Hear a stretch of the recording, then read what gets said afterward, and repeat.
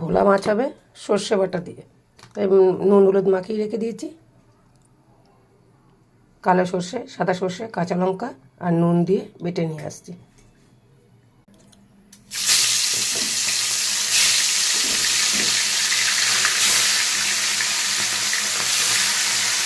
সাথে একটু কাঁচা তেল দিয়ে দিচ্ছি।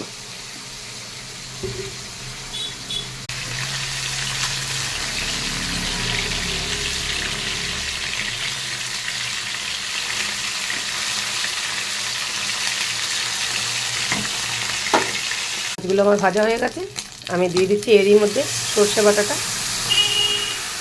সব কিছুই দেওয়া আছে, এর মধ্যে আর কিছু দিতেই হবে না। মাছটাকে শুধু একটুখানি সর্ষের থেকে উল্টে দিচ্ছি, একটু কাঁচা সর্ষের তেল দিয়ে নাবিয়ে দিচ্ছি। আমার এই ভিডিওটাতে